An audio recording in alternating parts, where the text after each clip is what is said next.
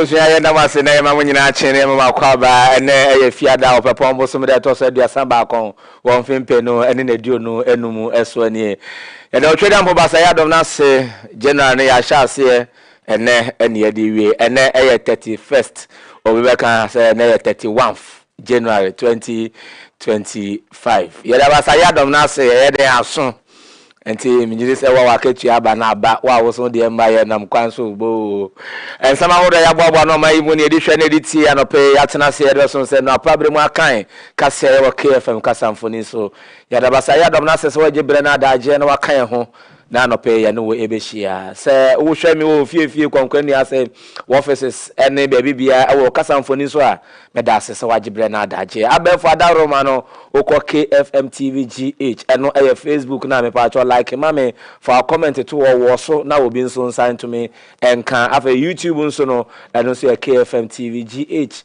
na pa cho bibia no etumi akonkan ena no pe ensam no doso na mom no yese twene e be da efi motuom na enam dua so ena ahoma ehun so no pe mame mfa se da PSA emfa ma KFM Musical Center me pa cho asoye ba ko pa ne aba wa makwakofa emfidie hu akade papa pa etumi di aba se ya so dan mu se ye eyi ase se ya bedin to se ya ware ase baby bia wo hia emfidie mu ode ebebo nwom obi abetumi atenka se ye live band na wo hia de me pa cho ho akade bia e wo KFM Musical Center yen ene yakofa guitar papa pa di aba ye wo lead ene ye wo bassist e wo hono me pa cho ba combo eno so obetumi enya bi e wo KFM Musical Center microphones ahodo bia se ye lapel ene cordless wireless ni nyina obenya bi ewo KFM Musical Center ye wasantemantem edum ye ne Sambra Hotel no ene di animhwe ewo ho no mo wapie mu onkran oman Ghana kropon kase nkran pumpuni mantem hanso a ye wo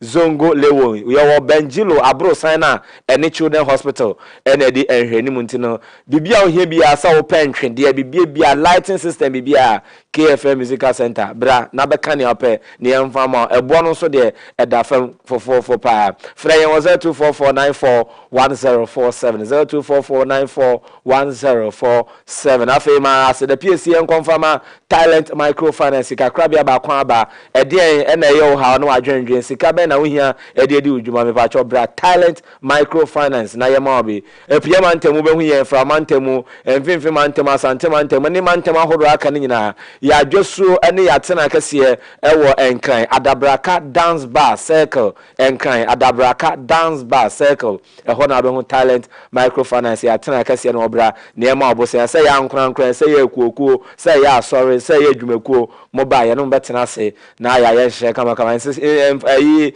ya kan se insihu no so de eda from ofa ya no apepa ho na esa wo na wo kɔ no na no pe ma men kan se opepon bosum no ewu bosum ya ye ba wrem eye February eye Valentine Day 14th eba cho ebesi efiada memenda e weekend kwasiada e weekend eden na ayama odofo eden na ayama okanchema wakodonkua otwotwomucho obroni wade nyina opokipan warrior no eden na awede ama no mamenkanfo dadaba tech hub enfama meba cho kohosese ya dadaba tech hub kohosese ya the phones apapa amono chan branya kama ehho akade fefefe numeri 1 ba kope na tumi ko gibi wo ho na bibia no entumi konkan enkyeremu bia pe me ba cho frɛ yen e was 0206 016037 0206 016037 now ne dada ba tech hub eni nkomo dwumeku adaroma anope wonu asoma se amatena se medensem no ede be som Ghana de show metu bata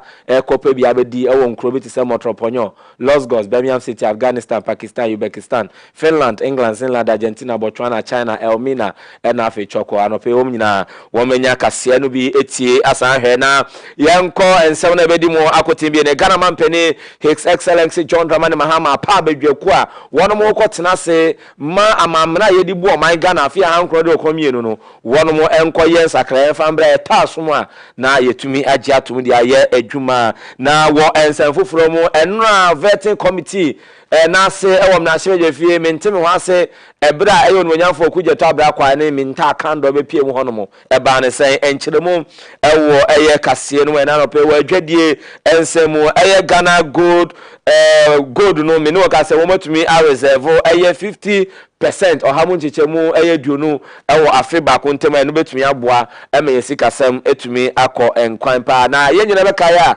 wo enigedi ensemu ena kwabena de betu dwa ebra wo ne hit FM for edi nkomo se ye kind of Valentine a woni ni po di kan de baaye eno na eye akwaboa se asema akwabena kan no aye ne ha ahye ne pa enkyeremu ewo kase na busa ensem dodo na aka we ho a edi hwe na edi tie na no pe machibre na adaje amede ebesom edi ameje so anope eye Odiyifo Yaw still aigbe krache fialengo 1 yenyina we so na mentwa me ho tembra me ba me hye ensem na se edi amamo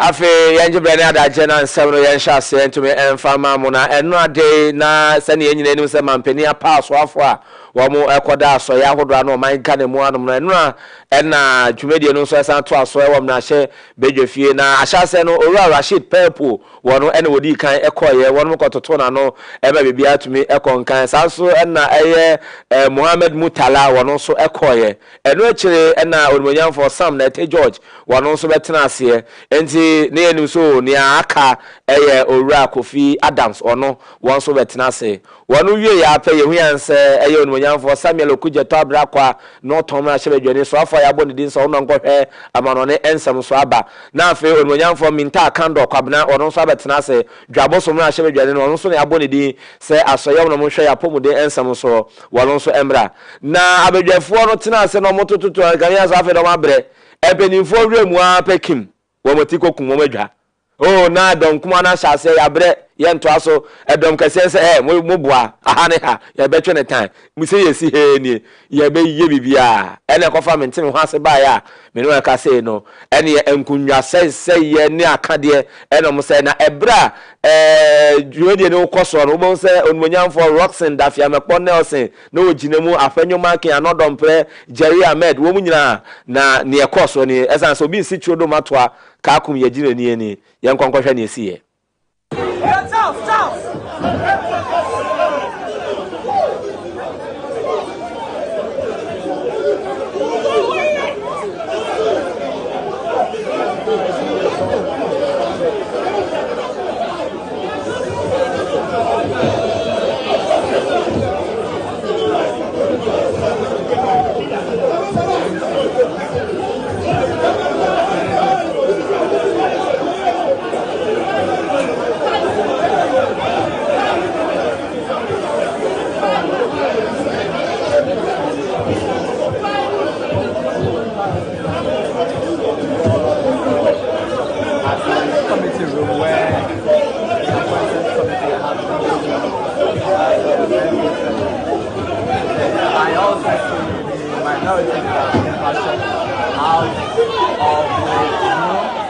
by some police officers.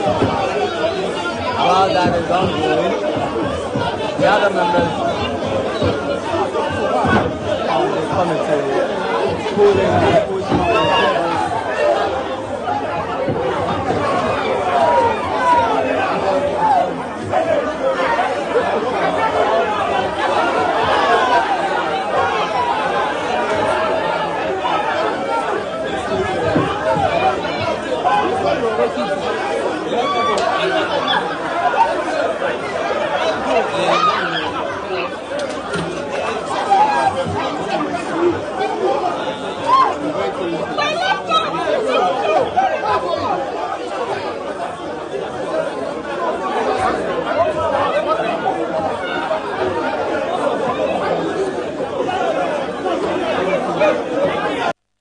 enti yemra hyebedwafo emranimfo ne mrahyehyefo menim say we kam mra no ho a enti emra no mo hyehya mayensa no na mebo question ba kwa menti ase ni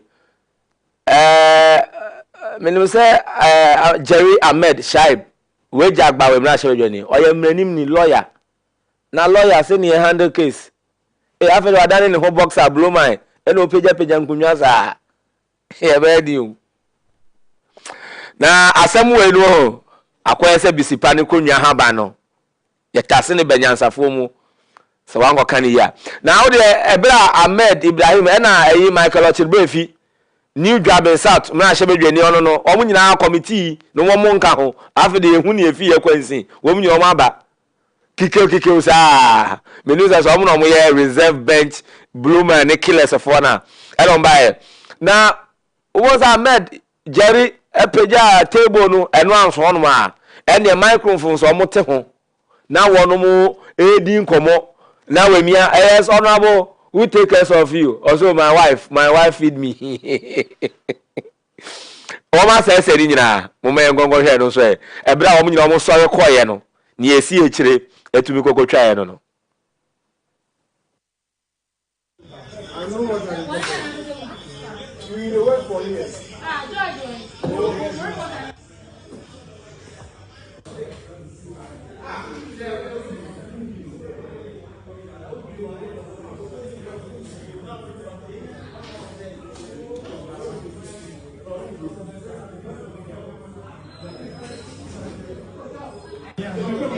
Vancho sani ya constitution no e kire yen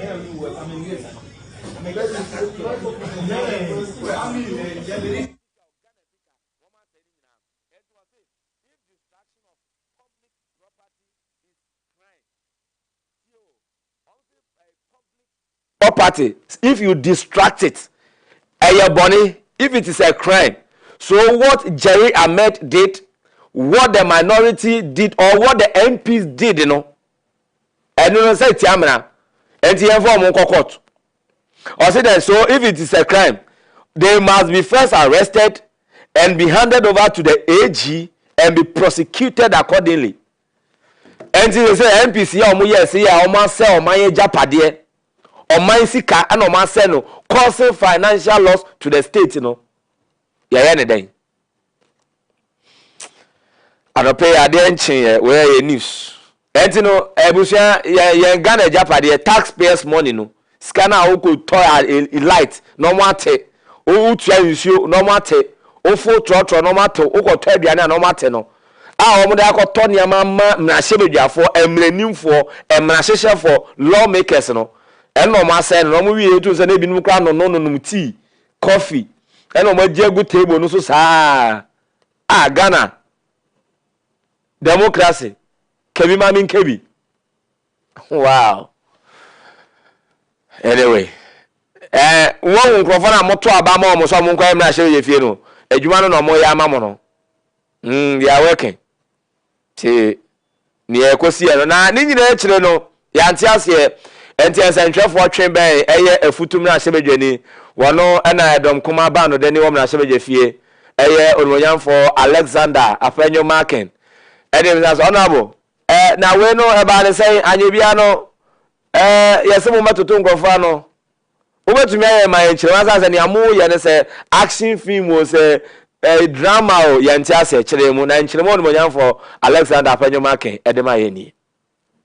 We have to ask the relevant questions. You are aware that some of the nominees, we don't even questions. Where we have to ask the relevant questions, we will ask. Nothing will stop us from asking the necessary questions. It's not every nominee. Some of their nominees spend 5 minutes. NDC is always up to intimidating people. They think that they must always bully. We will not accept any bully. They can call us micro-minority. They can say whatever they want to say. We've been cooperating with them. Today we agreed to do 3. The clerk to the committee is a partisan clerk. She is a typical NDC. She agrees with them and then she advertises and informs people to come. All the practice has always been that chairman ranking would agree as to who and who will come. Yesterday there was no agreement. The chairman was with me, no meeting. Then in the night, 10 p.m., the clerk advertised 10. This morning, my deputy was here. They had a pre-sitting. They agreed to 3. Later in the afternoon, they said 4. And then again, they said that, oh, let's compromise on 1 more. We said, okay, then he made it 5. Just as we finished the 5th, we realized that they've paraded several other nominees, dressed, and then they thought that we will boycott. We will not boycott. We will not boycott. We will not boycott. But you will destroy the equipment. I'm saying that we will not boycott. Thank you very much. What do you have tomorrow? Right. We've agreed. We agreed by consensus. Enti we for Alexander Apenyo Makedon kuma bano deni na show je ni ma le so mo futuo about one versus no de nkyeremu etumi dia mayen. Na enu a o share flyer ba monte na onimonyam for Samuel Okuje to ablakwa na so mo vertin 1 p.m.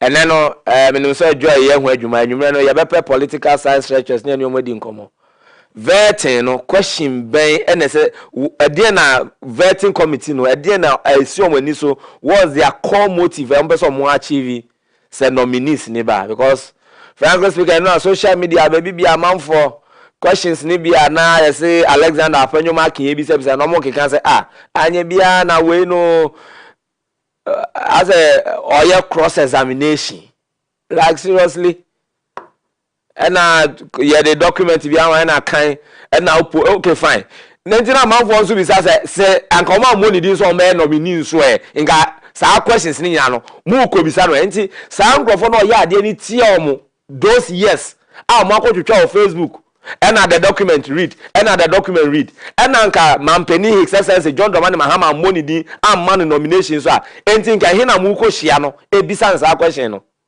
For instance Nanado dey about gold galamsey adena sa abre no mo anfa na nkom mranim ankwa nko bisa no na emu ani a wabetina vetting committee enim as minister designate for communication and technology. Oh papa ube ku communication so be ni say ye technology eno ni ye na afa na ye read the document the galamsey you mean Nanado we nyina we eka communication adwuma no ho ana technology na no ka ho sometimes o man no ye nyina ye sua de ana ne amo ye no honum so no mu kire ya de eya mo nkire ni papa mu ko ne amo ye de wa obesua we de ni as a wo sua hwe as a one ado abrabo de because me go sua we enva nya hwe suban we abrabo we na nkofo ebufu ye pa nanan matena akonwa mo fi dwabo so ebetai onimonyam for minta kando achi eni Samuel Okuje to ahemfo mo baaye ebetai mo na sebedwafo achi a ekoko wi eche vet na maso na afede eyi Broma and Nikela and Asia and a Chuck Norris and a Kikio Pau and a Ekoswano. Now I'm more destroy everything. I am for no Kasai. Now Makosam and Omo Nibra Sama and now Rahosem at a 10 at a prayer. Woman to Jenny. When the someone can Ubefu, some men won't our shampoo boys and Ubefu. Wouldn't be free. It's not can get to 11 hours and I'm debating. Are they honorable members? Gomuyan Hon, are they honorable members? Are they chewing them at Tobium? And I was for Minister Yeti. Let me papa come for. Am I for the debate? Yeah, you feel to have a Sihano. Why do you let it? Well, it's surprising to see how honorables are behaving. This is supposed to be a smooth process. They don't even consider all the people who have journeyed from all over Ghana to be here just to support their people. And if honorables are behaving like this, then I don't think we are safe. That's a smooth process. You don't know what will happen next, and then we are fighting. This is not the best. This act of vandalism and this act that we have seen here, you heard the majority leader saying that Ghanaians are forgiven. Do you think that Ghanaians will forgive them this time around as they did some time past? No. You see, I think the honorables themselves are tainting their names. They are the reason why people speak about them.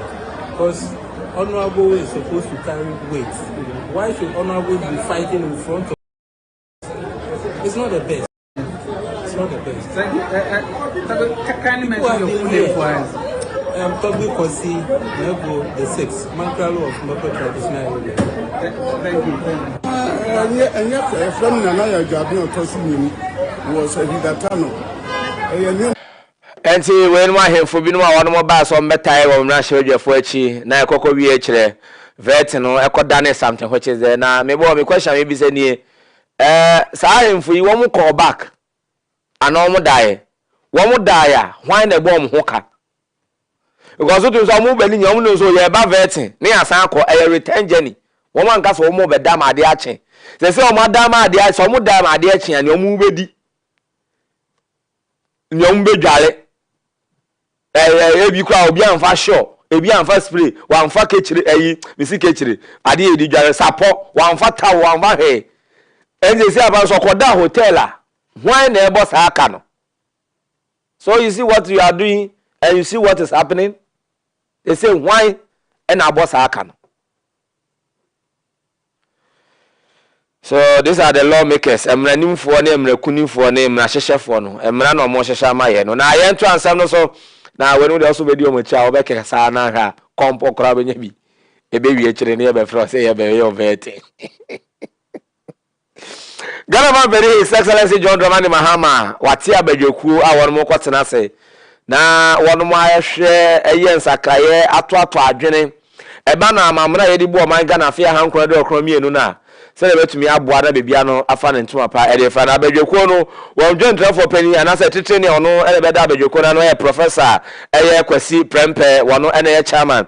Sanso e na Joyce Sophia Adinyira na wo Supreme Court judge. Also a member Professor Kwesi Kakari one also a member Samson and Mama Charlotte say Enkane Abatwa Commissaire Jem Train for Penny one also Eka who ebi Dr. Godwin Jokoto one Eka hon Samson and Ibrahim Tanko Amidru Eka hon Dr. AC Ansa one a member and Dr. Raina Akungria wano secretary church for edema Bejoku and then man penny His Excellency chim say wo mu kwei e wo mu nkosho mu kuku mu mfa mu san nkosho mu demu fremu enye se misusu se me free se ne mo wo mu tinsi abonten no mni Ghana fo nyina nkasa asimesi wo benten abrewa akokora abesiriwa abrantie abayiwa omu bi so obi adwen emfanfa amamra yedi bo afi ahankroma nkro Ghana no senia ebetumi abo na ne ehia nsakra no one month me and Brahman penny at the power Bejoku and some hodra what the two dry any. One is the official oath, which you enter into, and then the second is the oath of secrecy. And so you say after me, I say I, then you insert your name, and then you continue after me. So I, in the name of the Almighty God, swear that I will at all times well and truly serve the Republic of Ghana in the office of the Constitutional Review Committee, and that I will uphold, preserve, protect, and defend the Constitution of the Republic of Ghana as by law established. So help me God. And then the oath of secrecy, and it follows the same pattern. You insert your name. So here we go. I, holding the office of member of the Constitutional Review Committee. Premper, you say chairman. The others you say member. Do in the name of the Almighty God swear that I will not directly or indirectly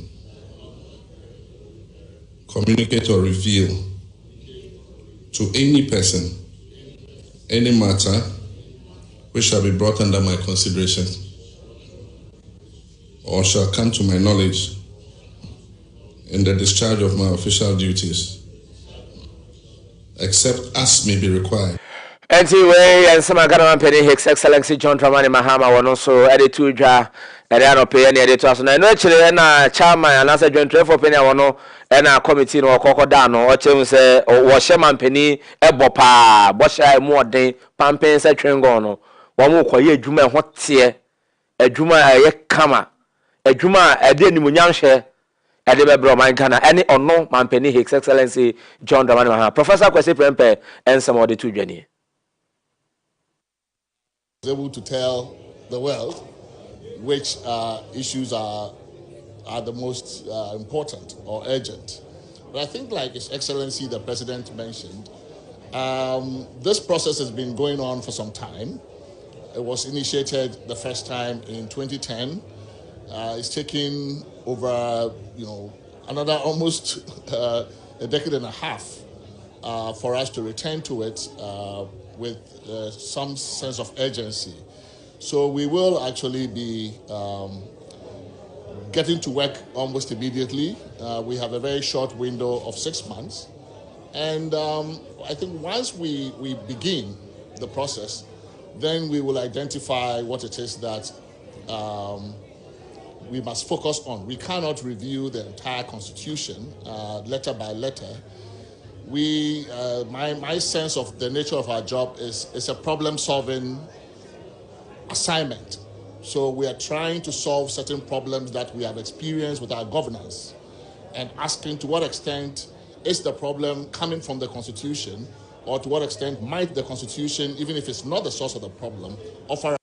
Where prof on someone on Swadi Atujano pay Cassia or KFM Casamphone in Sunami Pacho, or I didn't tell you how to file WhatsApp and a test 0246239070 0246239070 WhatsApp and as a text message. Now what the Bama Shanama can kind of say Facebook on so a KFM TVGH and your Facebook and have a YouTube and also a KFM TVGH over to me a jaw commenting on our honomo na Bibiano to me a concan and pay Cassia our KFM Casamphone. So now committee now one more and one more Busumi 6 months. Say one more share na and Sakrani ya maybe agent Chevia won't go to Atano. One more and to me and Fambra Nabiano and to me and Concan and Indiano and say one Jume Diana shall say no. They are a pom home to mana and Tinone say Chima copum a year July. Kita on Sabo so many that was where son.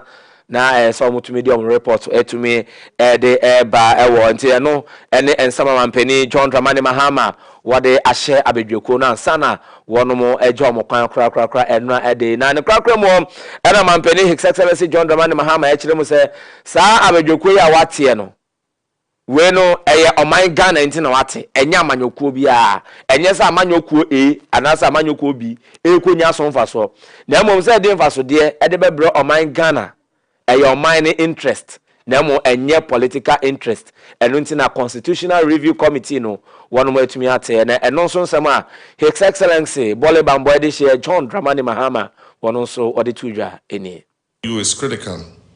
You're not just reviewing reports and proposing amendments. You're helping to shape the future of our dear nation Ghana.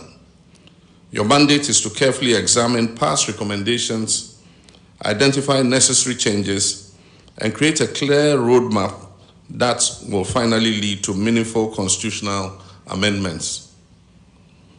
This process must not become another chapter in the history of unfulfilled reform efforts. It must be a turning point, a moment when Ghana moves decisively from discussion to action. I understand the weight of responsibility that comes with this task, and I assure you that your work will not be in vain. This will not be an exercise in futility. We are determined to see this process through, and I have every confidence in your ability to deliver results that will serve both the present and future generation of Ghanaians. I take great pride in the composition of this committee. You have not been chosen out of political consideration, but for your integrity, expertise, and commitment to Ghana's progress. This exercise is not about any political party. It is about Ghana. It is about ensuring that our constitution reflects the values, hopes, and dreams of every Ghanaian, regardless of their background or affiliation. Your diverse perspectives will enrich this process, and I urge you to engage widely with citizens from all walks of life in this process. This constitution must belong to all of us. It must inspire trust, it must unite us, and it must provide a framework for a more just inclusive and prosperous Ghana. Nti we Ghana man penny His Excellency John Dramani Mahama no nso de nsem ye de atoja no pai kase e KFM kasamfoni so me da se wo hwe me ofiefie konkwanu ase offices ene ba bibia na ye de nsem no e de so mo ene no pensem no do so ensem ahodo atodwa ne nyina no wo ho adwenkyere bia fitim na hyebedwa fie vetting committee e de ba man penny swearing in ni committee ni nyina no obetumi de WhatsApp message and text area for 0246 23 90 70 0246 23 90 70. I have Facebook ne WhatsApp no so a KFM TV GH our Facebook obetumi de comment about na vetting committee ni den some do na no na ekoso yeah things they happen ele kwase no mu bisabi na everyone manyam for Dr. Omanebo amabetena ase na afanyoma ke woto question what the pim no na Dr. Omanebo ama wayere no agye se kew na wato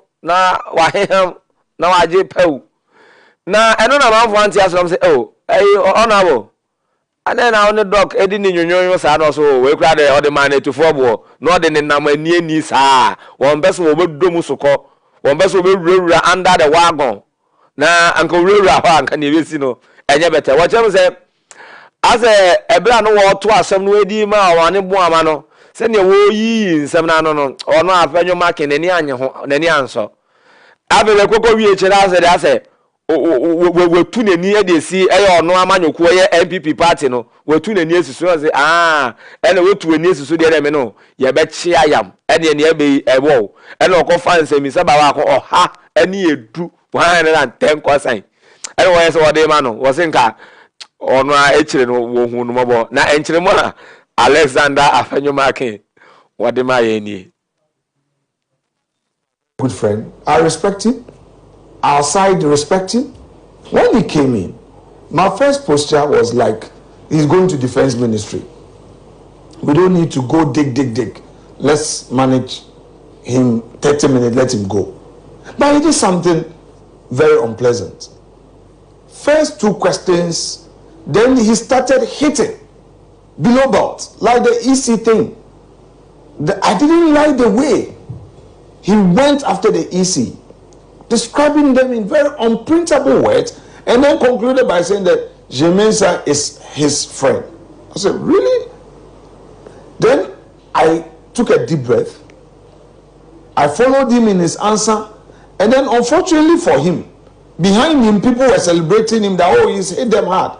So I said, okay, if you are my friend. So you used that route. So yeah. He brought it on himself. You're saying the 110 questions you asked him could have been fewer. You are a friend. He, Mark, and my good self, we are good friends. And in fact, before his vetting, Dr. Odiyifo had come to tell me that that is his cousin. So, hey, you know, is that how people do it in Parliament? No, I'm telling you, that is. I mean, it's open matter. Somebody will call it systems and policies. I hear. That's how my good friend and senior brother Kennedy Japan will call it. Systems. One day I will explain to you the origins of systems and policies. Systems and policies. So Ayu had come to talk for him. I thought they were roommates or something. And medical school. He said, Edom Koma ban of Denny, Mrashe Jenny Madison more foot about Thomas on when you for Alexander Afanyomake and I want Bernard Aver, Edin Como, the point of view, so our channel 1 and I and so yet me a Bobby Amamo pay, I'm to me a heavy and until what's German Yentia, cool sign or ha any do now what to Edema ne Dr. Omanebo, maybe someone switch and who talk about Jabba from Krato, Yaba and 7 Canada, you better some.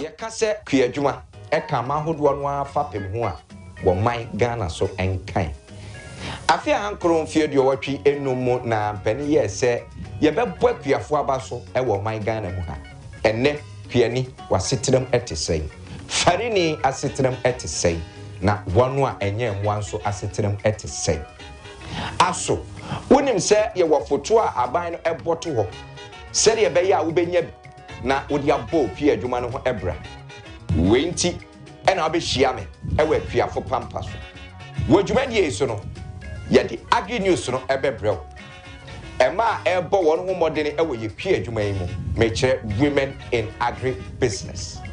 If you operation feed yourself ebepem planting for food and jobs enfonsa asia ye toma dansifo medin edi kofi frempon manson share me ewo KFM TV so ebenada ene ya woda bia na yemfa akuafo pampa so emrew wabra me ne mabedwafo esinkonwa na yenni akua adwuma ho nkomo akuafo pampa so yesumo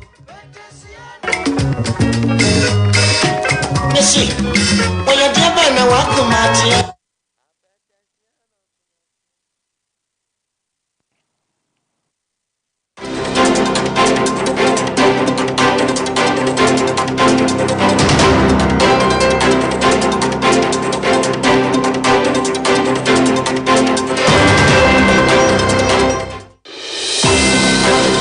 Sanda say na no pay na me mo akwa ban famra KFM kasamfoni so na pay kase enam da so ati adwuma me de esom mo fiefie konkwanu ase offices ni ba bibia say ya be fada roman so na wo hwe me wa no ya KFM TV GH ena afa YouTube no say KFM TV GH ena no pay ena me no edi ho comment betumi like page no me sele na wa like na wa share dia mama na wa commenting so e de ato making ene de making kan ni nyina WhatsApp no 0246239070 WhatsApp and afa test we ni nyina ba ye beto ansem no so na making kan dia ma no pay yen kom na chebe fi hobi mu na benefo kan e wo wiase se onipa ya de wasa yi unyina ya men se ni din de bia da na no e bra Dr. Rashid Purple e betena banwa mu na wono mo toto na no na manfo e de nsamisa no e de ma no no ene abasobode dodo na no e de e ma no pa na momo so chem so wo mo e de o mo aye obi o mo de esi neni so e hwe no e sua no e wo na hwe yo se e ba no kandipa dwumadi a wo ye kandifo pa wada sasu ene ba no so de na mo ba ko e yo no nyamfo Patricia apiege e no chem se honorable na hwe be fi a me wo no me dwumadi a me di nyina ne ehye me den ne mama ne daso ne mama nkuranhye eye wo Dr. Rashid Purple se ne wo toto ne ma wo na me de wasi mani so se me hwew na me de aye me na hye bedwa adwuma ene kandipa me pese me ye no ena me pese me hwe wo de so anasa wanamo so ena me hwe ena me di tutumu de na ensem a onimonyamfo ma me Patricia apiege wode tu dwa eni. I'm taking this opportunity to congratulate I'll call him my mentor. If anybody has been interested in my progress and my work in Parliament, I will name one person, that is Honorable Purple, who has always been encouraging me, dragging me to committees, especially with the population census. We started together. And he was always encouraging me to do what is right and encouraging me to take up certain path. And I'm very grateful for that kind of encouragement. But we'll just have some few conversations as we move ahead. Because there are aspects of your life that people must know over there. Then I'm looking at your CV. And looking at your CV, I have one very interesting question for you. Honorable, you are a Muslim. Should I confirm that from you? Are you a Muslim? Yes, I am. Yes. Since this is a house of record, I just saw on your CV that you are married without telling me whether it's 1, 2, or 3, or whether you're going to add me to the batch that are already out there. So you are married. And you have many. Auntie, where you are for Mammy Patricia PJ, Asukwa, Santamante Mona, Shevi, the New Patriotic Party. And I know what the others, but the messages on the air banner way, Fie Bench, or say good morning. I'm Eben from Kwabenya. Should they call honorables at all per what we witnessed last night? I think the honorable title shouldn't be given to some people. Let me salute Honorable Sam George for his performance yesterday. Greetings to Honorable Elik Makurugu, MP for Domiko Abenya, and Dr. Tony Obin, the mining expert. Into way, any eben so they are not so ready for Kwabenya de buy and to so do the bar. Yabeshe na yakenkan de amount na no pay. Honorable ne de was a bimukran shede hubo honorable. The one with the honorable. Now they about the honorable. What do you say? You paint here, no. Yeah. Until you answer some so, and I don't pay na animal. And on my young for Ibrahim Mohammed Mutala one also, and now they will go PMO, Ewo Abejokuano anymore, and watch them one more to Nanoa. And I watch him say, Ocean Shayaho Drama, Penny His Excellency, John Dramani Mahama, I did go upon so, and it's any over ma, ayo my Ghana. Ya pomu de ye nyinche any a climate change ebe to me afan in poma pafra ayade a obetu answer so na yabo ni say minister designate for environment and social protection na what you say ni ye twetwa ye nua no ye duadua bi na mo ehu na mo enkola ya ade ba ko a odi ade hye mo so mo ni ku hu enti wono no obey every child per tree any abofre bia ye mani dua ba ko na wadua na wo mo weni eku hu na wegugu nsuo wo a wodi ebewu no ye beserew ensem on wanyan for Mohammed Ibrahim Mutala wadi tuja eni. If care is not taken, Ghana will be swallowed up by the Sahel. And you go into that ministry, what measures are you going to put in place to grow our forest? Thank you, Mr. Chairman. I do know that there was a policy of planting trees in this country, I guess by the Minister of... the Minister of Lands and Natural Resources. I was surprised that MESTI was not involved in that. And I was surprised also that if you look at the Interministerial Committee on Galamsey, Minister of Environment, Science and Technology is not a member. The reason why Galamsey and the destruction of the environment is an issue because it affects the environment. So if you have a committee that is to see to it that we stem the tide, I think that the Minister of Environment should play the leading role in terms of that. Now, I think we can have every child per tree policy, every child. And you know, children are engaged in competition and they love that. So if you have a policy that every child should have plant a tree and nurture that tree, it is tailored into President Mohammed's vision as captured in the NDC's manifesto, that every man per tree. So I'll take it further. Apart from every man per tree, every child should plant a tree and nurture it. We should also have aspects to look at how we can, work in hand with the Minister of Agriculture to support farmers to reclaim some of the degraded lands. There are several ways by which people who are engaged in agricultural activities can do that. That is environmental friendly, and these are some of the issues I will be taking up with other ministries such as Minister of Agriculture.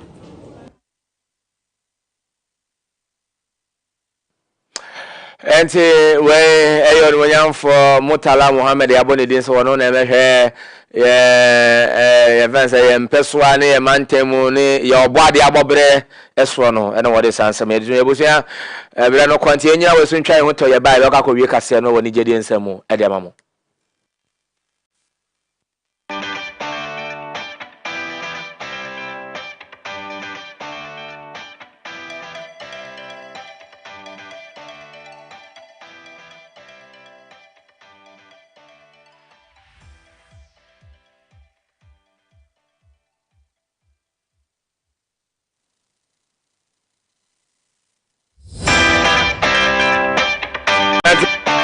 Akwa na anope kase o KFM kasa mfoni so no yengongo wie kase no anope ewo enigedi ensem mu na woni gedi ensem no beka ya na nsane na ne de tu dwade ma se kwabra de betu dwa se Valentine ebe 14th February no woni nipa odi kan ya de baaye na eno na akwabo ne be dansa akwabo kire akwabo music esu kire mu se ne akwamra beka ne ni anye ho wedi ne ho ya pa ade na hye no aye ne ya na nkyeremu akwabo ede ma ye ni. Yeah, I was kind of surprised though. Okay. Because a week to the time, I know Lydia, it's always on the 12th of February. Okay. And so what we do is on the 12th, I perform for him. Okay. And on the 14th, he comes on my show. Okay. And I think 4 or 5 days before time, the team actually called me for a performance for him. And I was like, yeah, I'll come. Then all of a sudden, I see him post 14th. And I'm like, Charlie, what's up? How far? Yeah, but I was kind of surprised though. It's cool. You take on cool? Yeah, I feel. And when someone aqua music or no so the two giant far quabna so I'm paying someone if you had a freaky funky Friday.